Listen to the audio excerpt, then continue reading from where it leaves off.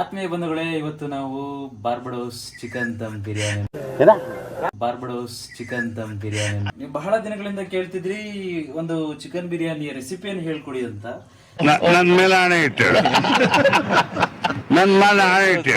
ಇವತ್ತು ನಾವು Barbados chicken ದಮ್ ಬಿರಿಯಾನಿಯನ್ನು ಮಾಡ್ತಿದ್ದೇವೆ. ಅದಕ್ಕೆ ಬೇಕಾಗುವಂತ ಎಲ್ಲ ಸಾಮಾನುಗಳನ್ನ ಸಿದ್ಧ ಮಾಡ್ಕೊಂಡಿದ್ದೇವೆ. ಮೊದಲು ಪಾತ್ರೆಯನ್ನ ಕಾಯಕ್ಕಿಟ್ಟಿದ್ದೇವೆ 5 ನಿಮಿಷ ಮುಂಚೆ.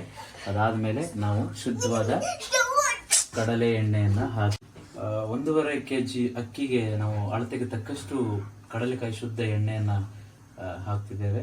ನಿಮಗೆ ಬೇಕಾದಷ್ಟು ನೀವು ಎಣ್ಣೆಯನ್ನ ಜಾಸ್ತಿ ಬಳಸೋದಿಲ್ಲ ಅಂತಂದ್ರೆ ಕಡಿಮೆ ಹಾಕೊಳ್ಳಿ. ಅಳತೆಗೆ ತಕ್ಕಷ್ಟು ಎಣ್ಣೆಯನ್ನ ಬಳಸ್ಕೋತೀವಿ. ಇದನ್ನ ನಾವು ಸ್ವಲ್ಪ ಎಣ್ಣೆಯನ್ನು ಜಾಸ್ತಿ ಬಳಸ್ತೀವಿ, ಯಾಕಂದ್ರೆ ಬಿರಿಯಾನಿ ರುಚಿಯಾಗಿ ಬರ್ಬೇಕಲ್ಲ, ಅದಕ್ಕೋಸ್ಕರ ಅದನ್ನು ಜಾಸ್ತಿ ಬಳಸ್ತೀವಿ. ಸ್ವಲ್ಪ ಹೊತ್ತು ಕಾಯೋಕೆ ಬಿಟ್ಟಿದ್ದೇವೆ. ಎಣ್ಣೆ ಕಾಯ್ದ ಆದ್ಮೇಲೆ ಏನ್ ಬಿರಿಯಾನಿ ಮಚ್ಚ? ಬಾರ್ಬಡೋಸ್ ದಮ್ ಬಿರಿಯಾನಿಯನ್ನು ಮಾಡ್ತಿದ್ದೇವೆ ನಾವು. ನೀವು ವೀಕ್ಷಕರು ಬಹಳ ದಿನಗಳಿಂದ ಕೇಳ್ತಿದ್ರಿ ಯಾವ್ದಾದ್ರು ಒಂದು ಚಿಕನ್ ಬಿರಿಯಾನಿಯ ರೆಸಿಪಿಯನ್ನು ಹೇಳಿ ಅಂತ. ಆ ಕಾರಣಕ್ಕೋಸ್ಕರ ನಿಮಗೆಲ್ಲ ಆತ್ಮೀಯರಿಗೆ ಬಾರ್ಬಡೋಸ್ ಚಿಕನ್ ದಮ್ ಬಿರಿಯಾನಿನ ಹೊಸದಾಗಿ ನಿಮಗೆ ಪರಿಚಯ ಮಾಡಿಕೊಡ್ತಿದ್ದೇವೆ. ಅದಕ್ಕೆ ಒಂದಿಷ್ಟು ಸಾಮಾನುಗಳನ್ನು ಸಿದ್ಧ ಮಾಡ್ಕೊಂಡಿದ್ದೇವೆ. ಎಣ್ಣೆ ಕಾಯೋದಕ್ಕೆ ನಾವು ಕಾಯ್ತಿದ್ದೇವೆ. ಇದು ನಮ್ಮ ಭಾರತದವರು ವರ್ಲ್ಡ್ ಕಪ್ ಅನ್ನ ಬಾರ್ಬಡೋಸ್ ಅಲ್ಲಿ ಗೆದ್ರಲ್ವಾ, ಆ ಖುಷಿಗಾಗಿ ನಾವು ಬಾರ್ಬೆಡೋಸ್ ದಮ್ ಬಿರಿಯಾನಿ ನಾವು ಮಾಡ್ತಿದ್ದೇವೆ. ನಾವು ಸಾಮಾನ್ಯವಾಗಿ ಇದನ್ನ ಬಾರ್ಬಡೋಸ್ ಅಂತ ಕರಿತೀವಿ. ಅದು ಕನ್ನಡದಲ್ಲಿ ಕರೆಯುವಾಗ ಬಾರ್ಬಡೋಸ್ ಅಂತ ಆಗುತ್ತಲ್ಲ, ಅದಕ್ಕೆ ಎಣ್ಣೆ ಕಾಯ್ದಾದ ಮೇಲೆ ಇದು ಇಲ್ಲಿ ನೋಡಿ, ಇದಕ್ಕೆ ಬಿರಿಯಾನಿ ಎಲೆ ಅಂತ ಹೇಳಿ ಕರೀತಾರೆ. ನಾವು ಬಿರಿಯಾನಿ ಎಲೆಯನ್ನ ಎಣ್ಣೆ ಕಾಯ್ದಿದೆ, ಸ್ವಲ್ಪ ಕಾಯಬೇಕಿನ್ನು, ಸಾಕು ಹಾಕು, ಕಾಯ್ದಿದೆ ಎಣ್ಣೆ ಕಾಯ್ದಿದೆ. ಅದಾದ್ಮೇಲೆ ಇದು ಮತ್ತೆ ಚಕ್ಕೆ, ನಿಮ್ಗೆ ಎಷ್ಟು ರುಚಿಗೆ ರೈಸಿಗೆ ಎಷ್ಟು ಅಳತೆ ಇರುತ್ತೋ ಅಷ್ಟಕ್ಕಾಗಿ ನೀವು ಚಕ್ಕೆ ಹಾಕಿ, ಮತ್ತೆ ಚಕ್ಕೆ ಹಾಕಿದ್ದೇನೆ. ಇದು ಸ್ಟಾರ್ ಹೂ ಅಂತ ಕರಿತೀವಿ. ಅದಾದ್ಮೇಲೆ ಇಲ್ಲಿ ಇದು ಲವಂಗ, ಒಂದು 10 ರಿಂದ 12 ಲವಂಗದ ತುಂಡುಗಳನ್ನು ತಗೊಳ್ಳಿ. 10 ರಿಂದ 12 ಲವಂಗ, 12 ಲವಂಗಗಳನ್ನು ಹಾಕಿದ್ದೇನೆ. ಅದಾದ್ಮೇಲೆ ಇದು ಜಾಪತ್ರೆ ಹೂ ಅಂತ ಹೇಳಿ, ಇದು ತುಂಬಾ ವಾಸನೆ ಕೊಡುತ್ತೆ. ಅದಾದ್ಮೇಲೆ ಇದು ಮರಾಠಿ ಮೊಗ್ಗು ಅಂತ ಹೇಳ್ತೀವಿ, ಮರಾಠಿ ಮೊಗ್ಗು. ಇದು ತುಂಬಾ ಪ್ರಮುಖವಾದದ್ದು, ನಿಮಗೆಲ್ಲ ಗೊತ್ತಿದೆ ಅಲ್ಲ, ಇದು ಏಲಕ್ಕಿ, ಇದರ ಹೆಸರು ಏಲಕ್ಕಿ ಅಂತ ಕರಿತೀವಿ. ಇದನ್ನೆಲ್ಲ ಚೆನ್ನಾಗಿ ಹುರಿದುಕೊಳ್ಳಬೇಕು. ಎಣ್ಣೆಯಲ್ಲಿ ಚೆನ್ನಾಗಿ ಹುರಿದಾದ ಮೇಲೆ ಕಸ ಇದ್ದಂಗಿದೆ ಕಣ ನೋಡಿ, ಇರ್ಲಿ ಅದು ಎಲ್ಲ ಮಸಾಲೆ ಪದಾರ್ಥಗಳು ಕಸದ ರೀತಿಯೇ ಕಾಣೋದು. ಅದು ಸೇವಿಸುವಾಗ ಮಾತ್ರ ತುಂಬಾ ರುಚಿಕರವಾಗಿರುತ್ತೆ, ಶುದ್ಧವಾಗಿರುತ್ತೆ, ಘಮ್ ಅನ್ನುವ ವಾಸನೆ ಬರುತ್ತೆ. ಯಾವುದು ಚಂದ ಕಾಣೋದಿಲ್ವೋ ಅದು ಕೆಲವೊಂದ್ಸತಿ ಚಂದ ಕಂಡೇ ಕಾಣುತ್ತೆ. ಅಲ್ಲಿವರೆಗೂ ನಾವು ಕಾಯಬೇಕು. ಸರಿ, ಹಾಕಿದ್ದೀನಿ. ಇದಾದ ಮೇಲೆ ಈಗ ಈರುಳ್ಳಿಯನ್ನ ಅಳತೆಗೆ ತಕ್ಕ ಈರುಳ್ಳಿಯನ್ನು ಕಟ್ ಮಾಡ್ಕೊಂಡಿದ್ದೇವೆ. ಒಂದು 5 ರಿಂದ 6 ಈರುಳ್ಳಿಯಿಂದ ಕಟ್ ಮಾಡ್ಕೋಬೇಕು ನೀವು. ಯಾವ ರೀತಿಯಾಗಿ ಕಟ್ ಮಾಡಿದ್ರು ನಡೆಯುತ್ತೆ. ಅದು ಚೆನ್ನಾಗಿ ಎಣ್ಣೆಯಲ್ಲಿ ಹುರಿಯಬೇಕು, ಕರಿಯಬೇಕು. ಅದನ್ನ ಎಣ್ಣೆಯಲ್ಲಿ ನೋಡಿ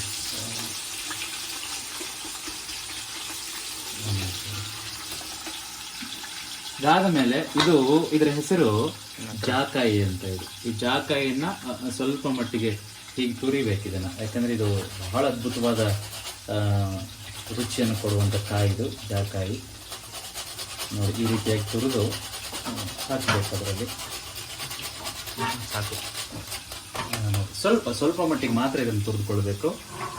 ಅದಾದ್ಮೇಲೆ ಚೆನ್ನಾಗಿ ಅದನ್ನೆಲ್ಲವನ್ನ ಮಿಶ್ರಣ ಮಾಡಬೇಕು. ಚೆನ್ನಾಗಿ ಮಿಶ್ರಣ ಅಂದರೆ ಚೆನ್ನಾಗಿಯೇ ಮಿಶ್ರಣ ಮಾಡಬೇಕು. ಸುಮ್ಮನೆ ಆತುರದಲ್ಲಿ ಅರ್ಧಂಬರ್ಧ ಮಿಶ್ರಣ ಮಾಡಿದ್ರೆ ಬಾರ್ಬಡೋಸ್ ಬಿರಿಯಾನಿ ಸರಿಯಾಗಿ ಬರೋದಿಲ್ಲ.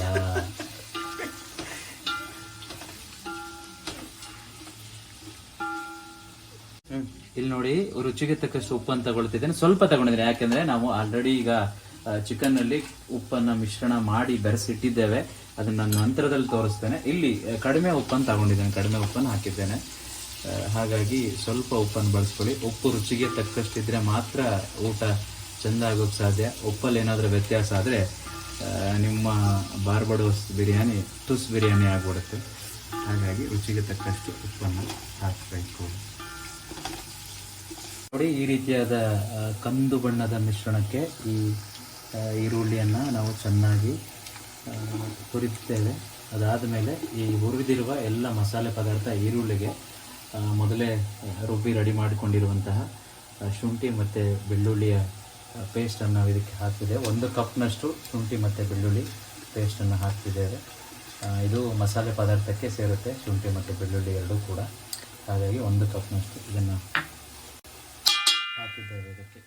ಅದಾದ ಮೇಲೆ ಅದನ್ನು ಚೆನ್ನಾಗಿ ಅದರ ಜೊತೆಗೆ ಬೆರೆಸಿ ಒಂದು 5 ನಿಮಿಷಗಳ ಕಾಲ ಹಾಗೆ ಬಿಡಿ.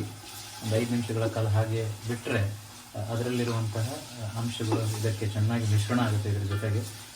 ಮತ್ತು ಅದರ ವಾಸನೆಯೂ ಕೂಡ ಹೋಗುತ್ತೆ. ಇದ್ರ ಜೊತೆಗೆ ಸೇರಿಕೊಂಡು ಮಸಾಲೆಯ ವಾಸನೆ ಬರುತ್ತೆ. ಆ ಕಾರಣಕ್ಕೋಸ್ಕರ ಅದನ್ನು 5 ನಿಮಿಷಗಳ ಕಾಲ ಹಾಗೆ ಚೆನ್ನಾಗಿ ಮಿಶ್ರಣ ಮಾಡಿಕೊಳ್ಳೋಕೆ ಬಿಡಬೇಕು. ಇಲ್ಲಿ ನೋಡಿ ಚೆನ್ನಾಗಿ ಮಿಶ್ರಣ ಆಗಿದೆ. ಅದಾದ್ಮೇಲೆ ಇಲ್ಲಿ ಇದರಲ್ಲಿ ನಾವು ಈ ಒಂದು ಬಟ್ಟಲಲ್ಲಿ ಪುದೀನ, ಕೊತ್ತಂಬರಿ ಮತ್ತೆ ಹಸಿಮೆಣಸಿನಕಾಯಿನ ಚೆನ್ನಾಗಿ ಹಾಕಿ ರುಬ್ಬಿದ್ದೇವೆ. ಅದನ್ನ ಇದಕ್ಕೆ ನಾನು ಸೇರಿಸ್ತಿದ್ದೇನೆ, ಮಿಶ್ರಣ ಮಾಡ್ತಿದ್ದೇನೆ. ತುಂಬ ಹಸಿರಾಗಿದೆ ಎಲ್ಲ, ಯಾಕೆಂತ ಹೇಳಿದ್ರೆ 3 ಹಸಿರಾಗಿರೋದಲ್ವ, ಹಾಗಾಗಿ ಹಸಿರಾಗಿದೆ. ಪುದೀನ ಮತ್ತೆ ಮೆಣಸಿನಕಾಯಿ, ಕೊತ್ತಂಬರಿ 3 ಹಸಿರಾಗಿರೋದ್ರಿಂದ ಈ ಒಂದು ಪೇಸ್ಟ್ ತುಂಬಾ ಹಸಿರಾಗಿದೆ. ಏನು ಪದ ಬಳಕೆ ಮಾಡಿದ್ದಾರೆ, ನಿಮ್ಗೇನಾದರೂ ಆ ಪದ ಬಳಕೆ ಇದೆಯಲ್ಲ, ಪದಗಳನ್ನು ನಾನು ಹೇಳಲಿಕ್ಕಾಗೋದಿಲ್ಲ. ಅದು ಮತ್ತೆ ಅದನ್ನೆಲ್ಲದರ ಜೊತೆಗೆ ಮಿಶ್ರಣ ಮಾಡ್ತಿದ್ದೇನೆ. ಆಹಾ, ಈಗಲೇ ಇದರ ಸ್ವಾದವನ್ನು ಸವಿಯಬೇಕು ಅಂತ ಅನಿಸ್ತಿದೆ. ಇನ್ನು ಬಾರ್ಬಡೋಸ್ ಬಿರಿಯಾನಿಯನ್ನು ಮಾಡಿಕೊಂಡು ನೀವು ಮನೆಯಲ್ಲಿ ತಿಂದರೆ ಎಷ್ಟು ಅದ್ಭುತವಾಗಿರುತ್ತೆ ನೋಡಿ. ಇದು ಟೊಮೆಟೊ ಹಣ್ಣಿನ ಪೇಸ್ಟನ್ನು ನಾವು ಚೆನ್ನಾಗಿ ಮಿಕ್ಸಿಯಲ್ಲಿ ಹಾಕಿ ರುಬ್ಬಿಕೊಂಡಿದ್ದೇವೆ. ಯಾಕಂದ್ರೆ ಹಸಿರು ಕಲರ್ ಆಗಿದೆ? ಯಾಕಂದರೆ ಕೆಲವೊಂದಿಷ್ಟು ಕಾಯಿಗಳು ಇದರಲ್ಲಿರೋ ಕಾರಣಕ್ಕಾಗಿ ಇದು ಹಸಿರು ಬಣ್ಣದಲ್ಲಿದೆ. ಇದನ್ನು ಹಸಿರಾದರೂ ಇರಲಿ ಕೆಂಪಾದರೂ ಇರಲಿ, ಒಟ್ಟು ಟೊಮೆಟೊ ಇದಕ್ಕೆ ಹಾಕಬೇಕಾಗಿದೆ. ಇದಕ್ಕೆ ಹಾಕಿ ಚೆನ್ನಾಗಿ ಮಿಶ್ರಣವನ್ನು ಮಾಡಬೇಕು. ಮತ್ತೆ ನೋಡಿ, ಈಗಲೇ ಇದರ ವಾಸನೆ ಘಮ್ ಅಂತ ಬರ್ತಿದೆ. ಈಗ 80% ಭಾಗ ಬಿರಿಯಾನಿಗೆ ಬೇಕಾಗಿರುವಂತಹ 40% ಭಾಗ, 80 ಕ್ಯಾನ್ಸಲ್ ಮಾಡ್ಕೊಳ್ಳಿ, 40% ಭಾಗ ಬಿರಿಯಾನಿಗೆ ಬೇಕಾಗಿರುವಂತ ಎಲ್ಲ ಸಿದ್ಧತೆಗಳನ್ನ ನಾವು ಮಾಡ್ಕೊಂಡಿದ್ದೇವೆ. ಈಗ ಇದು ಚೆನ್ನಾಗಿ ಬೇಯಿಸಬೇಕು. ಇದನ್ನ 10 ರಿಂದ 15 ನಿಮಿಷಗಳ ಕಾಲ ಚೆನ್ನಾಗಿ ಬೇಯಿಸಿ ಮಿಶ್ರಣ ಮಾಡಬೇಕು. ಇದನ್ನ ಹಾಗೆ ಬಿಡ್ತೇನೆ ಚೆನ್ನಾಗಿ ಮಿಶ್ರಣ ಆಗೋಕೆ. ಇಲ್ಲಿ ನೋಡಿ, ಇದು ಎಣ್ಣೆ ಮತ್ತೆ ಮಸಾಲೆ ಪದಾರ್ಥ ಹೇಗೆ ಬೇರ್ಪಟ್ಟಿದೆ ಅಲ್ಲಿವರೆಗೂ ಇದನ್ನ ನಾವು ಕುದಿಸಬೇಕು ಅಥವಾ ಬೇಯಿಸಬೇಕು. ಈಗ ಎಣ್ಣೆ ಮತ್ತೆ ಈ ಮಸಾಲೆ ಎರಡು ಬೇರೆ ರೀತಿಯಾಗಿ ಕಾಣುವಾಗ ನಾವು ಈಗ ಸಿದ್ಧ ಮಾಡಿಕೊಂಡಿರುವಂತಹ ಚಿಕನ್ ಅನ್ನು ನಾವಿಲ್ಲಿ ಹಾಕ್ತಿದ್ದೇವೆ. ಇಲ್ಲಿ ನೋಡಿ, ಇಲ್ಲಿ ಚಿಕನ್ ಬಿರಿಯಾನಿಗೆ ರೆಡಿಯಾಗಿರುವಂತಹ ಚಿಕನ್ ಅನ್ನು ರೆಡಿ ಮಾಡ್ಕೊಂಡಿದ್ದೇವೆ. ಶುದ್ಧವಾಗಿ ಕಟ್ ಮಾಡಿ ತೊಳೆದಿರುವಂತಹ ಚಿಕನ್ಗೆ ನಾವಿಲ್ಲಿ ಮೊಸರು, ಗರಂ ಮಸಾಲ ಮತ್ತು ಶುಂಠಿ ಬೆಳ್ಳುಳ್ಳಿ ಪೇಸ್ಟನ್ನು ಮತ್ತು ಮೆಣಸಿನಕಾಯಿಯ ಪುಡಿಯನ್ನು ಹಾಕಿ ಚೆನ್ನಾಗಿ ಮಿಶ್ರಣ ಮಾಡ್ಕೊಂಡಿದ್ದೇವೆ. ಈ ಮಿಶ್ರಣ ಮಾಡಿ ಒಂದು 10 ರಿಂದ 15 ನಿಮಿಷಗಳ ಕಾಲ ಇದನ್ನು ಹಾಗೆ ಇಟ್ಟಿದ್ವಿ. ಅದೆಲ್ಲ ಚಿಕನ್ ಹೀರ್ಕೊಳ್ಬೇಕು ಅಂತ ಹೇಳಿ ಹಾಗೆ ಇಟ್ಟಿದ್ವಿ. ಅದನ್ನು ಮತ್ತೆ ನಾನು ಇದಕ್ಕೆ ಹಾಕ್ತಿದ್ದೇನೆ, ಮಿಶ್ರಣ ಮಾಡ್ತಿದ್ದೇನೆ. ನಿಧಾನವಾಗಿ ಹೀಗೆ ಹಾಕಬೇಕು.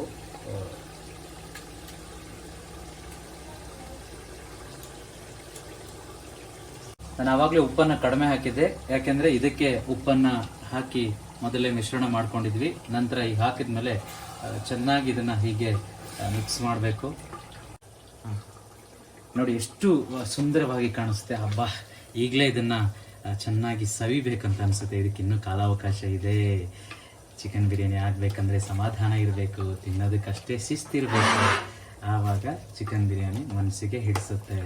ನೋಡಿ, ಹೀಗೆ ಚೆನ್ನಾಗಿ ಮಿಶ್ರಣ ಮಾಡ್ಕೊಂಡಾದ್ಮೇಲೆ 7 ರಿಂದ 8 ನಿಮಿಷಗಳ ಕಾಲ ಅಥವಾ ಒಂದಿಷ್ಟು 10 ನಿಮಿಷಗಳ ಕಾಲ ಅದನ್ನು ಚೆನ್ನಾಗಿ ಮುಚ್ಚಿ ಇಡಬೇಕು. ಅದು ಬೆಂದ ಮೇಲೆ ಆಮೇಲೆ ಅಕ್ಕಿಯನ್ನು ಸೇರಿಸೋಣ. ಅದಕ್ಕೆ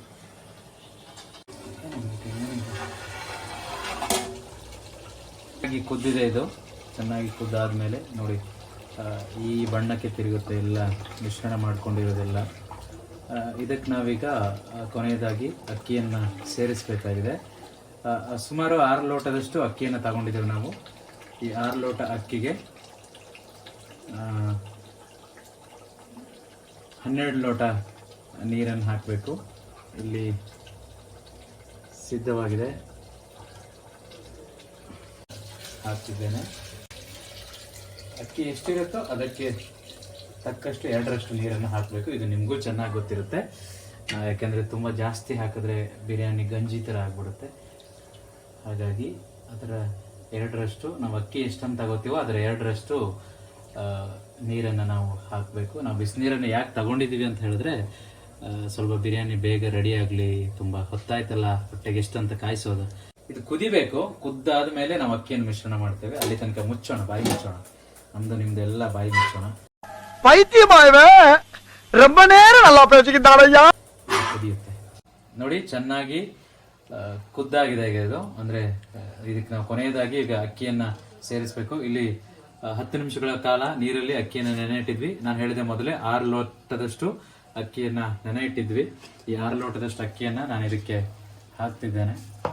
ನಿಧಾನವಾಗಿ ಹಾಕಬೇಕೀಗೆ. ಅಕ್ಕಿಯನ್ನು ಹಾಕಿದ ನಂತರ ಕಟ್ ಮಾಡಿ ಇಟ್ಟಿರುವ ನಿಂಬೆಹಣ್ಣನ್ನು ನಾನು ಹಾಕ್ತಿದ್ದೇನೆ ಇದಕ್ಕೆ. ಹುಳಿ ಇದ್ದರೆ ತುಂಬ ರುಚಿಯಾಗುತ್ತೆ. ಉಪ್ಪು ಖಾರ ಹುಳಿ ಅಂತ ಕರಿತೀವಲ್ಲ, ಇದಕ್ಕೆ ಒಂದು ಅಡುಗೆಗೆ ತುಂಬ ಪ್ರಮುಖವಾಗಿ ಬೇಕಾಗಿರೋದು ಉಪ್ಪು ಖಾರ ಮತ್ತು ಹುಳಿ. ಆ ಕಾರಣಕ್ಕೋಸ್ಕರ ಈ ನಿಂಬೆಹಣ್ಣನ್ನು ಹಾಕ್ತಿದ್ದೇನೆ.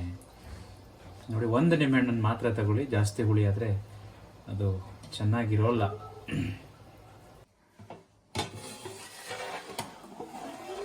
ಆದ್ಮೇಲೆ ಇದೇ ನೋಡಿ ಇವತ್ತಿನ special Barbados chicken dum biryani ಸವಿಯಲು ಸಿದ್ಧವಾಗಿದೆ. ನೋಡಿ, ಬಾರ್ಬಡೋಸ್ ದಮ್ ಬಿರಿಯಾನಿ ಎಷ್ಟು ಅದ್ಭುತವಾಗಿದೆ. ನೀವು ಇದೇ ಥರ ಅತ್ಯಂತ ರುಚಿಕರವಾಗಿ ನಿಮ್ಮದೇ ಮನೆಯಲ್ಲಿ ನಾವು ಹೇಳಿಕೊಟ್ಟಿರುವಂತಹ ಎಲ್ಲ ರೆಸಿಪಿಯನ್ನು ಬಳಸಿ ಬಾರ್ಬಡೋಸ್ ಚಿಕನ್ ದಮ್ ಬಿರಿಯಾನಿಯನ್ನು ಮಾಡಿಕೊಂಡು ಚೆನ್ನಾಗಿ ಸವಿಯಿರಿ. ಈಗ ನಿಮ್ಮ ಮುಂದೆ ಬಾರ್ಬಡೋಸ್ ಚಿಕನ್ ಬಿರಿಯಾನಿ ಸವಿಯಲು ಸಿದ್ಧ.